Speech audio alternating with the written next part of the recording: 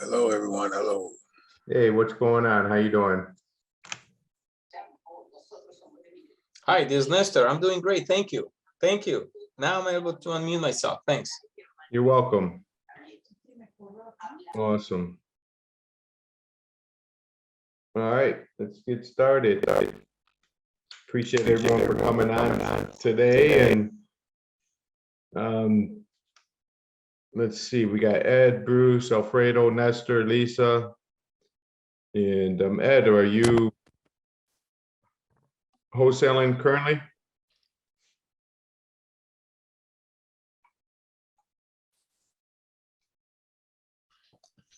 Yes, a little part-time doing it, trying to get more consistent. Nice. Where are you out of? Southside Chicago. Awesome, awesome. Beautiful. Any questions that you have or that I might be able to help you with? A part-timer schedule, if you got a window 5 to 8, how should that be broken down? Like an hour driving for dollars, an hour calling people. How should you manage a 3-hour window in the evening consistently? Yeah. Are you a one-man show right now? Yeah, right now it's just me. Okay, gotcha. Yeah, I would think by yourself, you have limited time. Driving for dollars, within like on a Saturday or Sunday, you could probably, or 3, 4, 5 hours, you could probably get 100 names and numbers, skip trace them, and your 3-hour window is where you're going to make your phone calls. Are you calling? Well, if you're driving for dollars, they're local, so you just got to work around your schedule. If you make an appointment to go look at a house or something like that, you just got to set it up and work it around your schedule. If you could somehow consistently do 1 or 2 deals a month, that could be some life-changing money, extra money for you. Yeah, I'm considering that. So the majority of the time during that 3 hour, I should be calling, unless I have an appointment that evening. I should be calling for those 2 or 3 hours. Yeah, that's what I'd be doing, calling and texting. Okay. I got about 380 leads. So I got enough people to call. Yeah. Okay, yeah, if you got that many leads, that's awesome. Yeah, that's what I'd be calling and texting.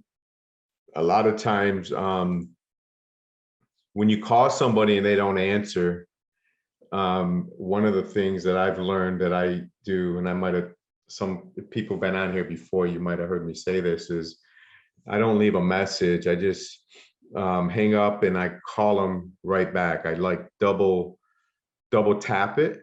Okay, I call them right back. A lot of times they'll think it's important, and they'll answer. Okay, I don't like leaving messages anymore. I used to always leave a message, like tell them, hi, my name's Todd. I'm calling regarding your property over there. I'm looking to buy another property in the area. Just calling to see if you're interested in a cash offer. Instead of doing that, I just leave a message and say, hi, how you doing? My name's Todd. Calling, I have a property in the same neighborhood. I'm calling regarding your property over there. I got some great news for you. And then I hang up. Like I leave a cliffhanger, like I got cut off on the email. And then you'll get a lot of people, it's just human nature. They're going to say, what was this all about? You got to call them with excitement and say, hey, how you doing? I'm calling regarding your property over on Nestor Street. I have a property in the area. Man, I got some good news. And just hang up, right? And you'll get more callbacks that way. And you can always, the next day, you might send them a text message. You might call, and instead of leaving a message, you might follow up with a text message. Okay, so that's just a couple of ways of trying to do it. I guess try to do it all different ways and see what you like best, Oops, sorry about that. I muted you. If anyone else has any questions or wants to talk, if you could raise your hand or put a chat in there and I'll unmute you. Usually I let everyone unmute themselves, but we've been having some issues and some other ones, so that'll be fine. Yeah, so that's what you got to do, Ed. That's my opinion. And you can always then, if you go to any meetups in your area, investor meetups, or go on the Facebook group pages, try to connect someone that you get along with, they get along with you, and they might be doing this full time, and you guys could maybe do some deals together. If you find a lead, he might run the appointment, and vice versa. You can help him some way, and kind of JV together. And because you got limited time,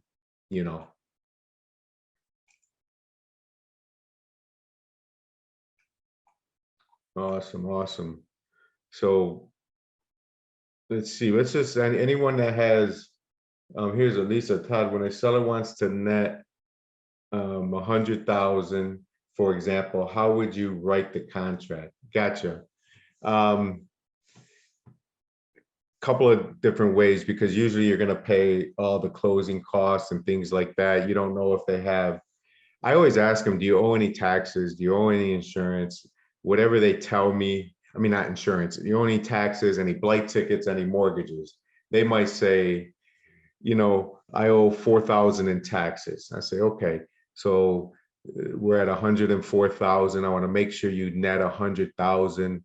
We're going to pay all the closing costs. So I might say, you know what, this deal is going to be $106,000, and in the additional comment sections of my PA, I'm going to put in there, seller owes 4,000 in property taxes, and after they pay the property taxes, seller to net $100,000. I'll write it right in there. Okay, because what if you just write it at 100,000 or 104, and the seller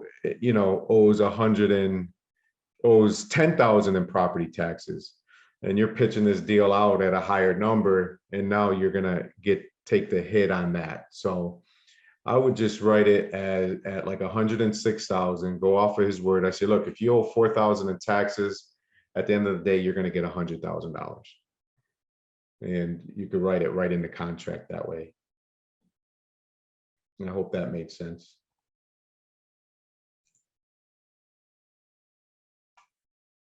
Awesome. Yes, that did make sense. And I was kind of thinking in the special provisions, my contract might be a little bit different from yours, but she is, and in this case, it's she wants to net $500,000. And so I was a little, so I wouldn't write a price. I would just put in special provisions, seller to net 100,000, and here's what the debt is. Right. I guess we could always do you could always, before you pitch it out, if you got someone that is pretty specific, it's a deal breaker if she doesn't get 100,000, you could write it up, and then you could order title work and get your, figure out what's owed in taxes, any other liens, all that good stuff. And you could always do an addendum, before you start pitching it out to the world.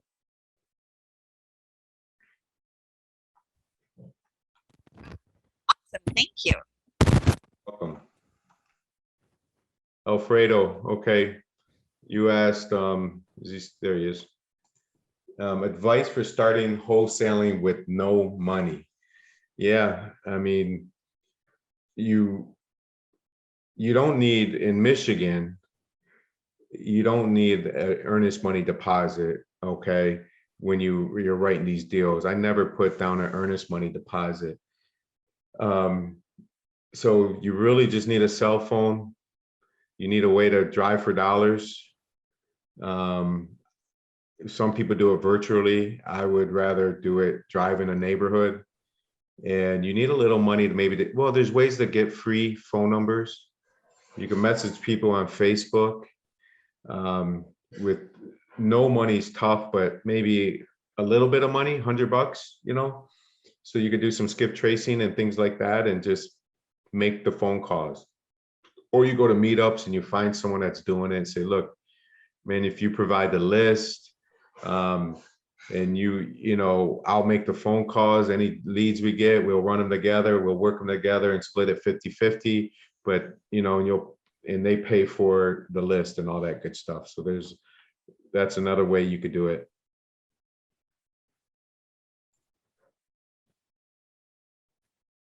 Have you made any phone calls, Alfredo, yet, or driven for dollars?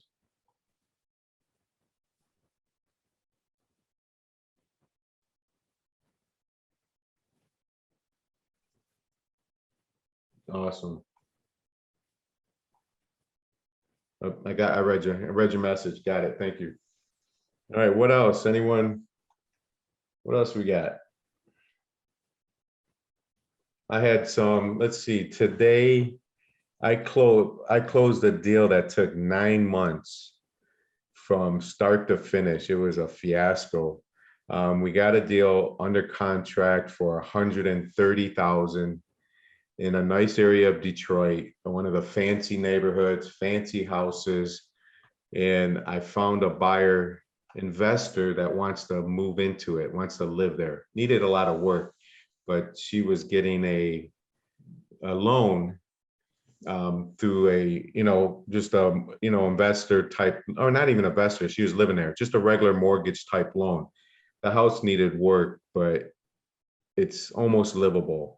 So they knew it needed a lot of work, but the value fixed up this house is a $350,000 house. We were selling it for $165,000. So I talked to her mortgage person, explained to him, say, look, we're making an assignment fee. I want you to be aware of everything. We're actually selling it for 165 because our assignment fee is attached to that.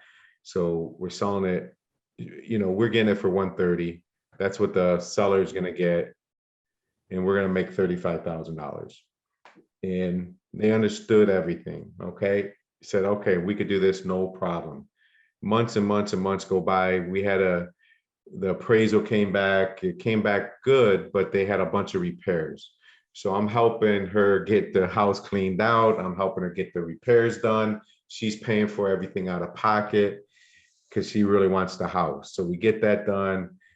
Long story short, we went to close. We're supposed to close last week, like a week ago, or 10 days ago.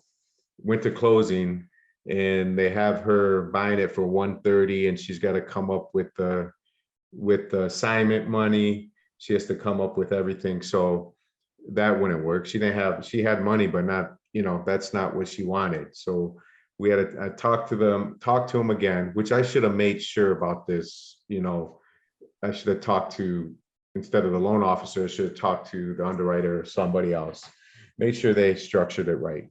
So then they had to redisclose. And so we had to wait a few more days, and then the holiday came in. And so it was, and then my seller's getting nervous. The reason why it really took so long, because it was a probate situation and her attorney did all this work, and all they did, the deed. Another thing I learned, don't trust someone else's attorney to make sure the title's clean. I should have been having the title company and the attorney talking and telling them what they needed exactly. So we thought, they said they're all done. We go back there and say, oh, there was someone else on title that died 20 years ago. We needed to see some court papers, like probate documents from 15, 20 years ago. Of course, in this county, in the city of Detroit, because of COVID, you can't just go down there and get what you want anymore. You got to make an appointment. The next appointment was 45 days, 60 days later. I can't remember. It was like forever. So I'm calling all my attorneys that I say, you know, I know attorneys could get into these counties a lot quicker. Maybe they could go and get pull some strings and get the documents. I was going to pay him. I ended up paying a runner from a title company that I know really well, because he, you know, he's in front of these, you know, recording documents. Everyone knows him. He's got a great personality. He jokes with them, hangs out with them, whatever. So he knew a few people down there, and I said, look, you give me what I need, I'll give you $500. And it took him a week to get what we needed, and it worked. So we were able to get that. I gave him $500, and so then now we're ready to close. And again, it was done wrong. So they had to you know, in the rate lock every week, this lady's paying the rate lock. Okay. So I also told her I would pay the rate lock for like 5 weeks, that it took longer when it was our fault, not her fault. And so I ended up paying like $1,100 to her outside of closing, made her happy about that. So because the rates were going up, so we didn't want to lose her good, you know, her low interest rate. And long story short, it funded today. So it was just a fiasco.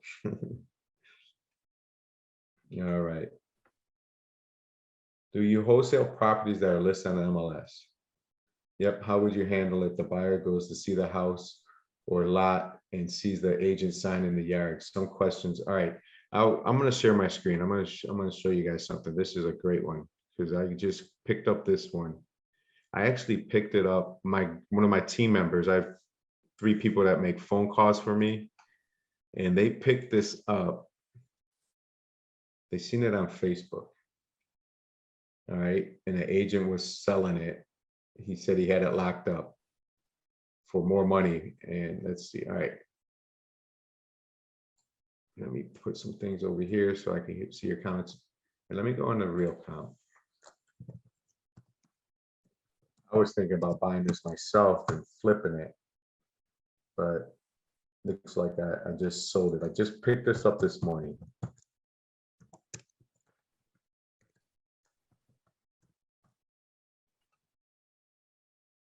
All right. And I'm seeing more and more of this.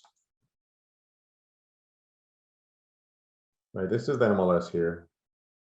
So if you look at this deal, and then I'll be able to answer your question too once we. All right, this is in Allen Park. It's in the suburbs.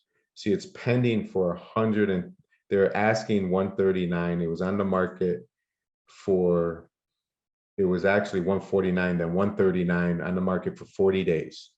Okay, so my guy's seen it on Facebook, and I'm like, where did you see it? You know, and he couldn't find it, because, you know, I don't want to pitch out a deal higher than what I'm getting it for. You know, it doesn't look good. So I went to the house, checked it out.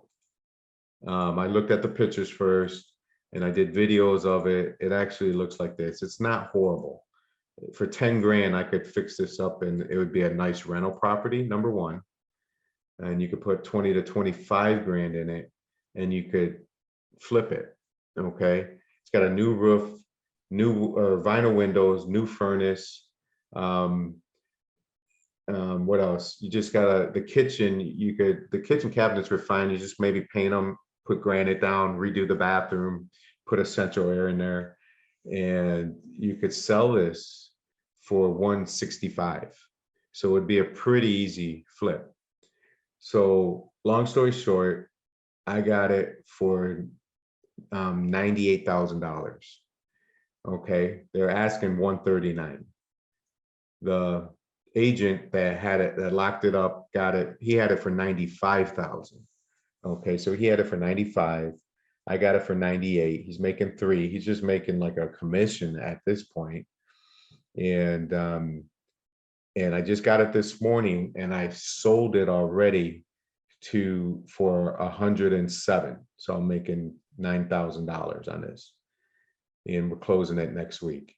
So long story short, so what I tell my guys, I got the text message. It's funny. We were able to get in I don't know if you guys, I'm sure you probably do, heard of Sentry Lock or the Sentry, you know, Bluetooth that opens the lockbox. So I was able to get in with that as an inspection.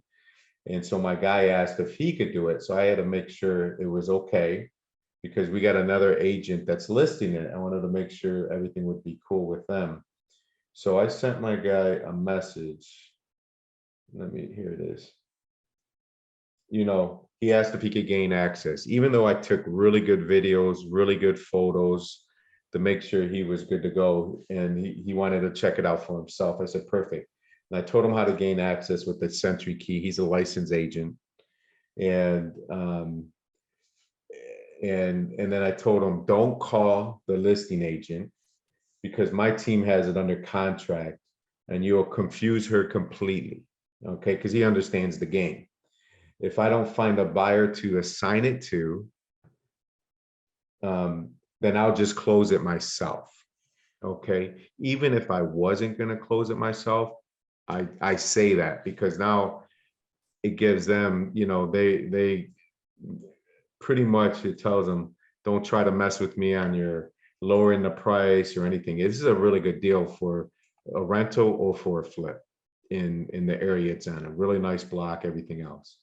So that's really pretty much how I do. I just tell them, say, look, I got a property that my team got under contract, and I let them know because they're going to find out. It's listed on the MLS for 139,000. It's pending. We locked it up, and you know, I'm selling it. I could sell it to you for 107,000. I got it for less, and you know, it's still a great deal.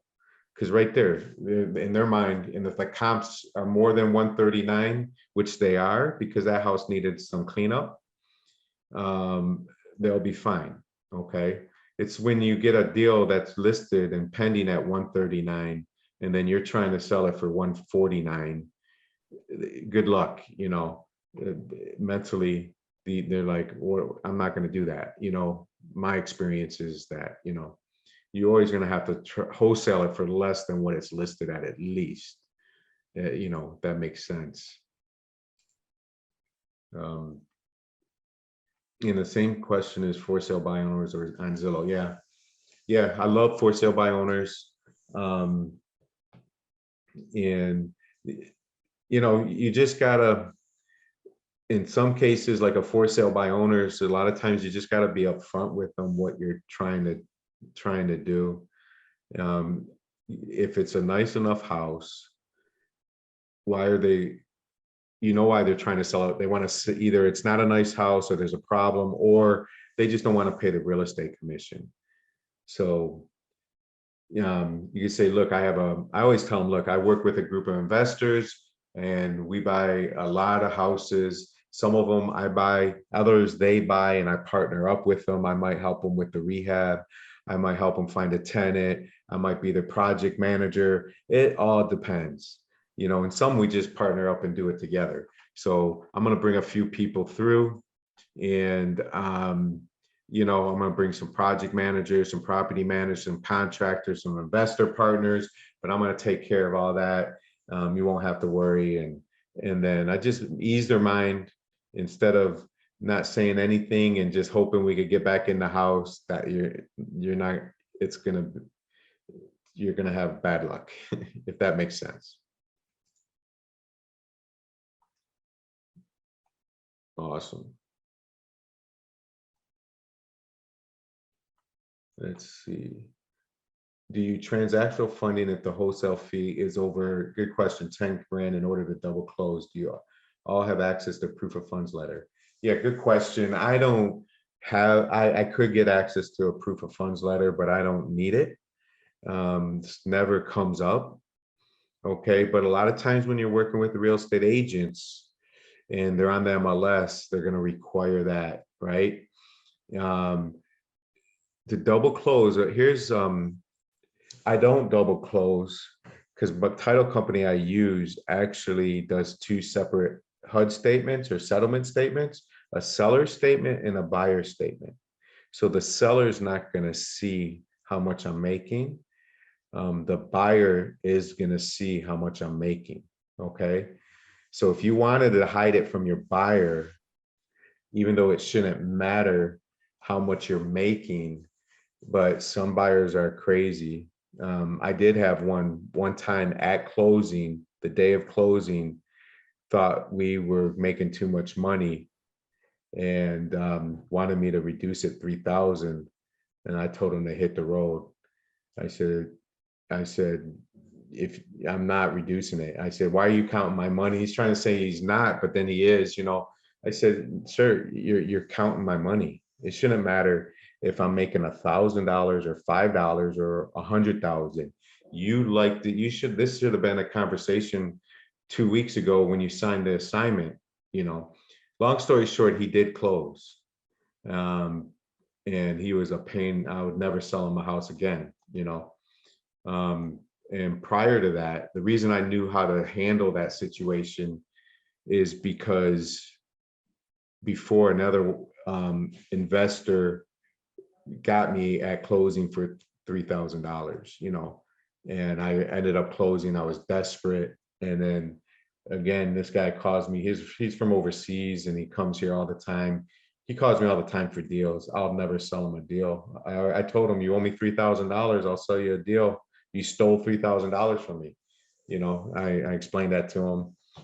But anyway, I just don't sell a deal to him again. And if someone brings his name up, I won't badmouth them. I guess I am. I'll just tell them my experience, what happened with me, and to be careful, you know, do what you want to do, be careful, things like that. So, but yeah, so a lot of times my buyer doesn't know what I'm buying the house. So when I send over a purchase agreement for them to review, some people don't do that, but I think if you're assigning a property to somebody, they got to know what you're assigning to them, right? Are they paying the closing costs? Are there any other stipulations like inspections from the city that they have to also take on? Little things. They have to know what they're doing. So I've always learned or was taught that you review the purchase agreement so you agree to what you're going to have to step into, right? So I cross off the purchase price of what I bought it for with the seller. I don't let them see that because that part's none of their business. That's the only thing I cross off. So I send them over the purchase agreement and I send them over the assignment agreement. Okay. And on the assignment agreement, it says, I'm selling it to you for $72,000. This fee includes the purchase price plus my assignment fee. Okay, so I might have got it for 50 and I'm selling it for 70,000, right? Let's say I'm making 20 grand. So they don't know that till the day of closing, at closing, all right? 9 times out of 10 or 99% of the time, you will not have a problem with it. You know, but if you think you might, a good place to get transactional funding is the title company. Like my title companies that I use, both of them actually that I use a lot, they are all set up and they handle everything. It's so fast. It usually costs me $800, you know, and I don't have to really do any other transactional funding. People want you to sign notes and this and that, and they make it a little painful. So that's why, you know, that's a good place to start to look for transactional funding is your title company. They might be able to handle it easy for you. All right, so let's see. Awesome. So what other, give me some more questions.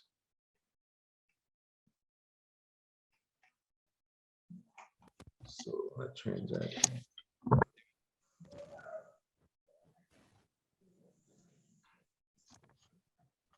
What do you mean?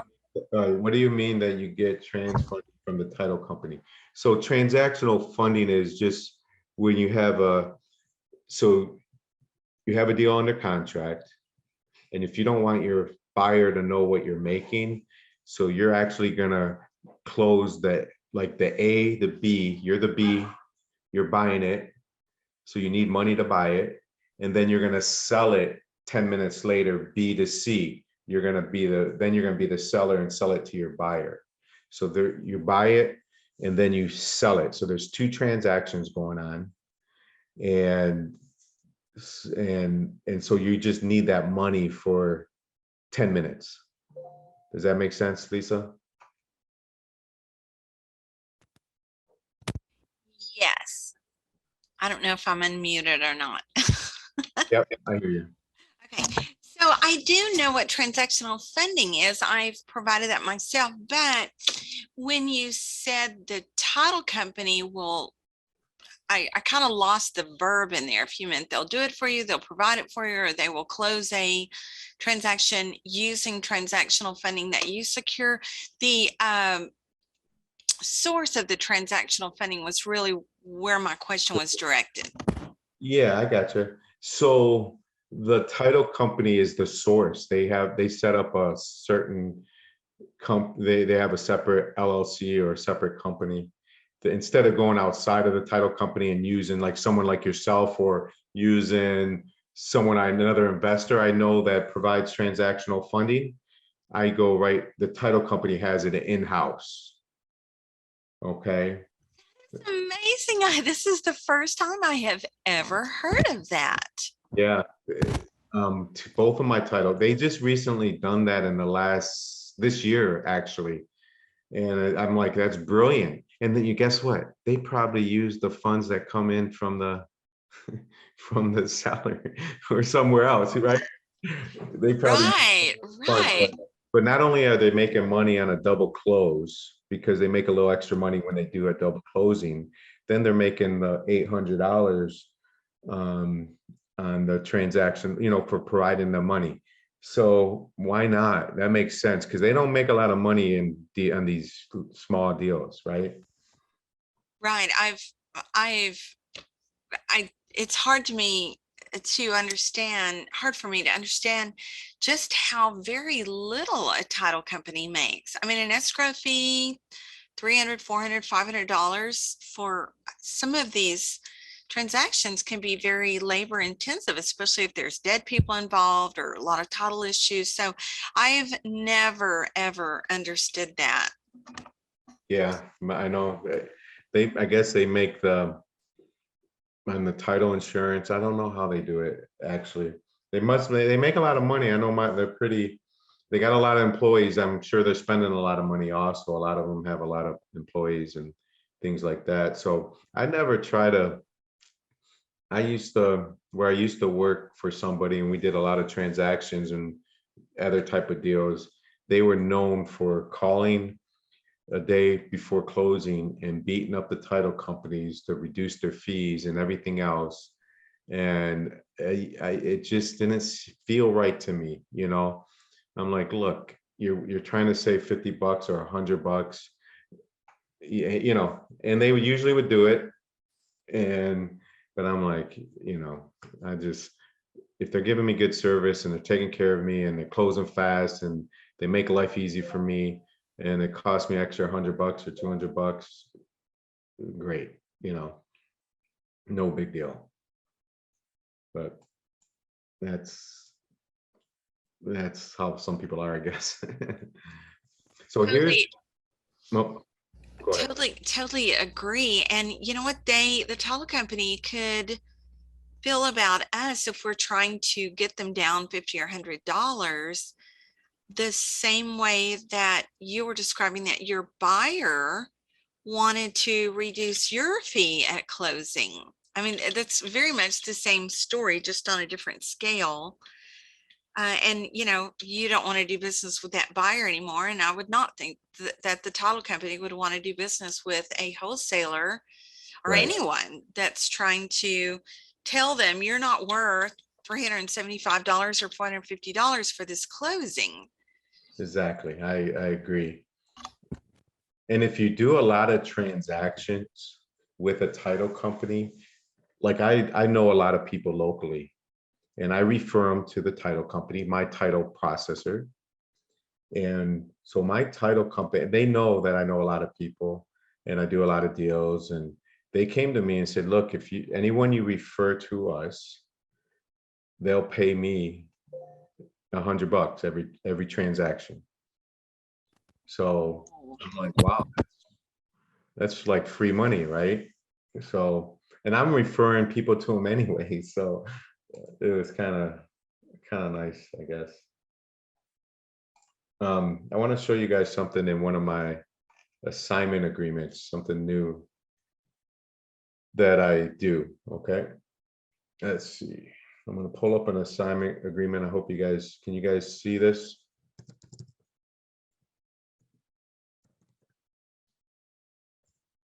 Oh, what am I doing? I'm trying to get to my Google Docs.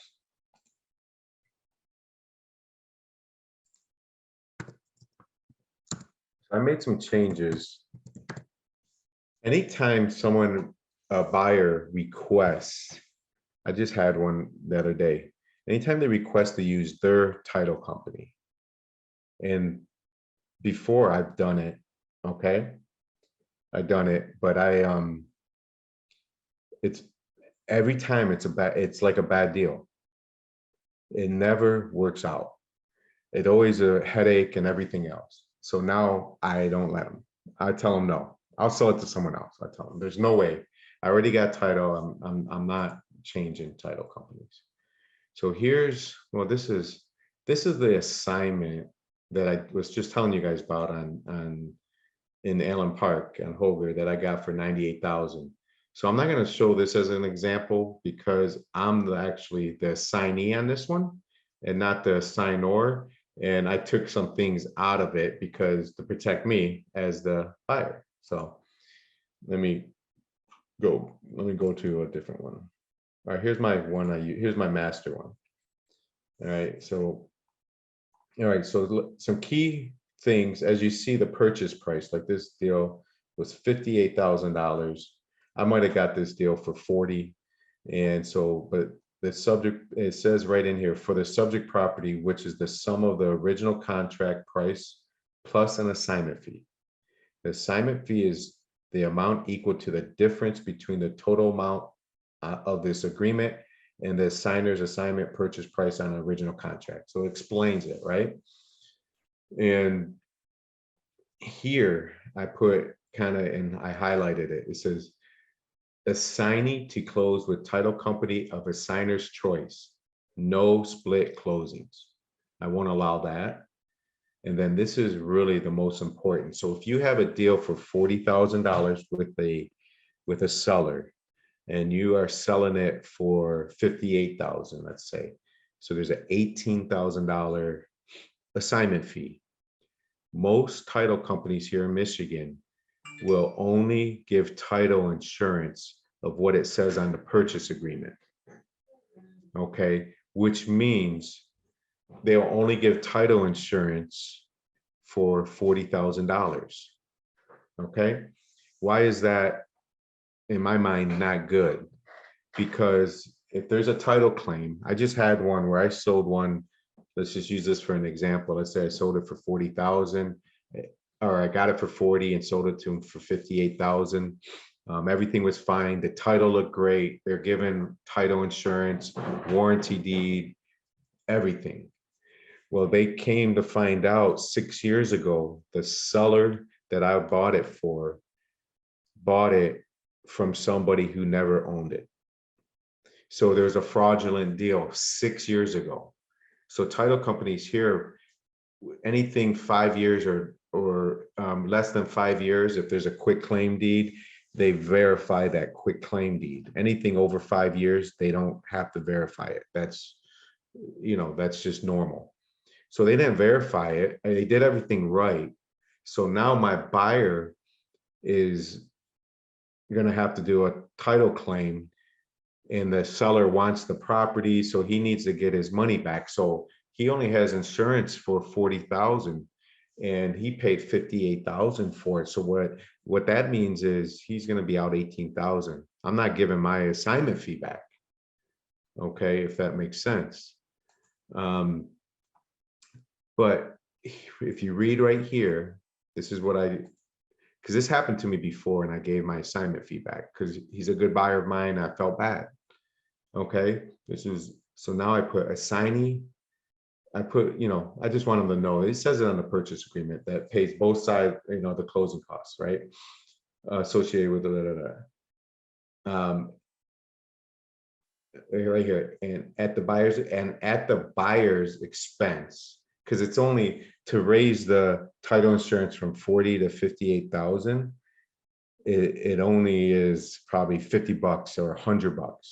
So I make them pay for it at closing, at the buyer's expense, the title company to provide title coverage for the full amount of the original purchase agreement plus the assignment fee. So and the title company makes a little bit more money. Okay, so I had one recently that happened like this. Thank goodness it was like that, right? Because now he can make a claim for the $58,000 instead of just the 40,000. And then he's gonna think I shafted him or whatever, right? Even though I had nothing to do with it. All right, so that's just something I put that in there, and I already my title company knows that, but I told them I make sure they don't miss that. When I'm looking at a settlement statement, I'm making sure the closing or the HUD statements are correct. I make sure they're getting covered for the full amount because I think it's that important. All right. Lisa, all right, a split closing is when they want to use their title company and then I'm using my title company for for the seller, and they're using their title company as the buyer. It's just a fiasco. They got to communicate right. There's more fees. They're paying all the fee. Even if they're paying all the fees, I won't allow it. I will not allow it. That's when that guy tried to that just recently tried to come down, wanted me to lower my assignment fee. He's using his title company. So I let him control it. After that, I'm like, never again. That's when I added that to my assignment agreement. I'm like, no. Awesome. Let's see. Awesome. All right. Let's see. Let's see, what time is it? 8:20. We got about 10 minutes. If anyone has any specific questions, just put it in the chat and things like that. And then I'll answer them. But here's another one that I just recently. Let me show you I keep getting rid of my screen share, and I'll pop it back up. So I got this house in the suburbs. This is a great rental. I've sold firehouses to people. And so I have this particular one in Wayne, Michigan. It could be turned into a 4-bedroom. You could get $1,200 a month in rent. I'm selling it for $15,900 because there was a fire, and the fire really wasn't that bad. Let me just.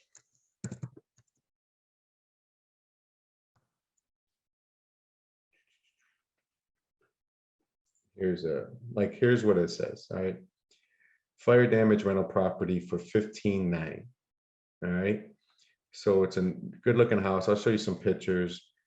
And but I put in the note because the city, the building department is really scaring people away. They scared my buyer away. They said not only do they have to sign an affidavit request, or not, I put requiring. I'll fix that. Glad I seen that. Requiring or accepting responsibility of all repairs and place a $13,835 bond with the city of the Wayne building department. And the bond's there, they'll get that back after they fix it up. Okay. And the bond's there in case they don't fix it up and they roll and they got the money to tear down the property, right? That's what they use it for. So when you go down there to look at the report and sign the affidavit and pay the bond, the building department will tell you, really scare the hell out of you, and you don't want to work with them because it says you need all new plumbing, you need all new electrical, you need have an You know, you need an architect to come through the property. You need plans, you need this. So they're really breaking your back, you know, on something like this. So people are getting scared. So I got to find a buyer who's not scared, obviously. But you could turn this into a 4-bedroom and you would rent this for $1,200-1,300 a month. And the fire really wasn't that bad. So I have a lot of pictures. And I have, I did videos, and my buyer that was going to buy it, he went down there, was going to pay the bond, and they scared him away. No big deal. And then he called me back and said, look, I'll buy it for 10 grand. I said, no. And then he said, how about 12? I said, no. I said, how about 14? I would do it at 14. You see, it had a new roof. There's a mess. It's messy right there. It has a big addition on the back that could be put into a bedroom. You can use it. You could do all kinds of things. The air is newer. Inside wasn't bad. This hasn't been touched. So you could make this a bedroom. This could be a little front room. In the back, you could use as the living room. And there's 2 bedrooms upstairs and 2 full baths in this house. So that needs to be fixed. And it really didn't smell like fire anymore. You really don't even see where there's any damage until you get upstairs, obviously, when you walk up the stairs. And that's the back room. So you can see where there's damage there. But it's nothing. I sold and done, and I did a couple of these way worse. This one was like no brainer. I got this for $4,000, 4 or 5. Can't even remember. But anyways, there's, I'll just show you the upstairs now that this might be the base. Is this no, this is the ups. No, that's the inside. Let's see. Yeah, that's the one back. That one side was bad. All right, there's the basement. Hot water tank was new. Furnace was good. But of course, I don't know. I would probably replace it because there was a fire. Or at least clean. I don't know. Depends on.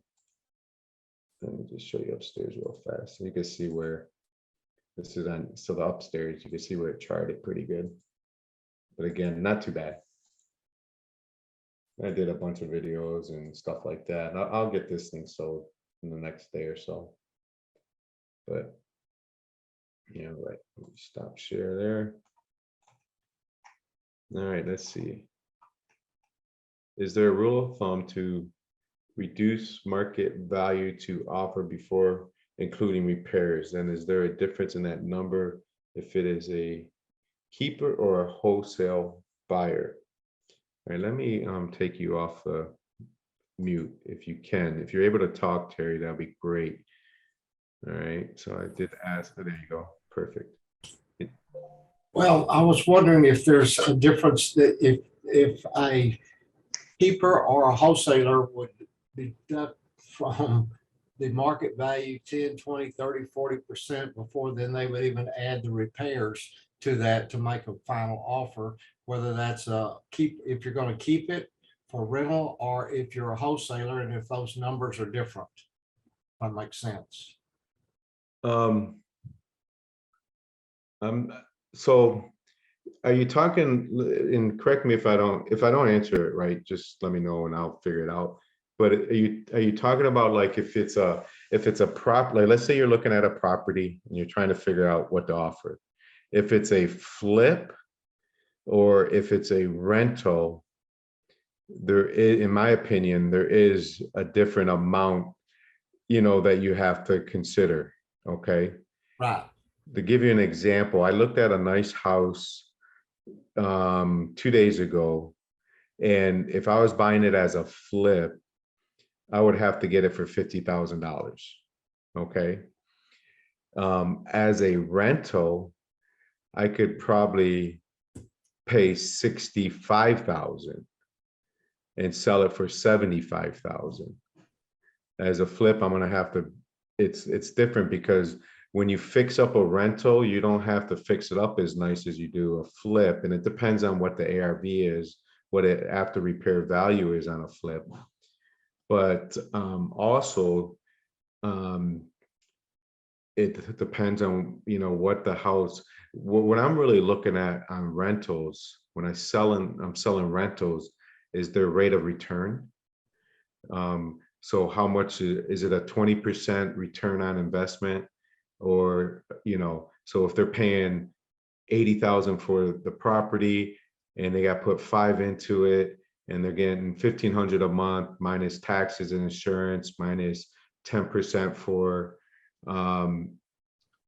property management, and then I minus 10% for repair, you know, holdback type of deal, you know, and then it calculates, you divide whatever the cash flow is going to be. Let's say the cash flow is, to make it easy, $900 after all those things I just said are deducted. So the investors are going to cash flow $900 a month, times that by 12, and divide it into the $85,000 that he's going to be invested. And then you come up with, maybe you'll come up with a 15% ROI. Okay. So I'm trying to leave people 15% or more ROI today. Okay. Okay. Now, if it's in the suburbs and it's a nicer area, it might be 12 or 13%. But if it's in not the nice area, then I'm going to be 15 to 20%, sometimes more. I mean, I always was at 20% before, 23%, things like that. And, but now it's not, it's a little tighter. Yeah, okay, that's kind of what I was getting at, trying to get an idea of the percentage. Thank you. Awesome. You're welcome. All right, Ed, yes, how do you market your deals? Do you advise Facebook market, or should we just call other wholesalers? That definitely, I would not, I would go on Facebook group pages and look for buyers. You know, if someone posts a deal, you know, in that area that you're at, and you see it, and then you got 10 people that comment, send me the message, I DM'd you, I did this, I did that. Reach out to those people directly and see if they might be interested. That's one way. Going to meetups, meeting people, finding out who the buyers are is another way. But over the years, the more people you talk to, you're going to find out who the buyers are. You know, I got over 1,000 buyers on my buyers list, but I got about 50 that I love, you know, that I know are buyers. So I'm actually hiring an assistant. I'm looking, hopefully in the next day or so. I've been looking for almost 2 weeks now, but I'm looking for an assistant to be my personal assistant, one, and number two, they're gonna just search for buyers on Facebook, on LinkedIn, going through my current buyers list and talking to people, getting out in front of them. And once they get the connection, then I'm going to call them, you know, if they think they're going to be a good buyer and things like that. So that's going to be their job. It's, you know, so it's a very important, very, very important part of the piece of the puzzle. A lot of wholesalers come to me locally and they want me to sell their deals for them, which is great because I make money, they make money, and it's a free deal, in my opinion. But eventually, of course, you know, it takes a while to build up to that. And there might be some really big wholesalers that will allow you to, they will blast their list out, your deal on their buyers list. You know, I got one guy local, he's a good friend of mine. He's been around a long time. Anyone off his list that buys my property, I give him $500. That's what he wanted. I'm like, that's worth it, you know? So yeah, you gotta kind of think outside of the box when it comes to that. Good question. How will you get the burned house sold? Good question. Yeah, I do have some buyers that I've sold burnt houses to, and it's so cheap. And you just got to find that person that's not as scared, that's not scared of them, you know, and that has experience with it. And not only that, you got to deal with the city that's kind of a pain in your ass. So that's not going to be fun, you know, but someone will do it. It's 15.9. If this house wasn't burned and it was ugly, I could sell it for 40,000 and it needing, you know, 20 grand worth of work. So there's still, you got a lot of room to play with on that deal. Awesome. All right. Well, I appreciate everyone. Any last question? One more question. Come on.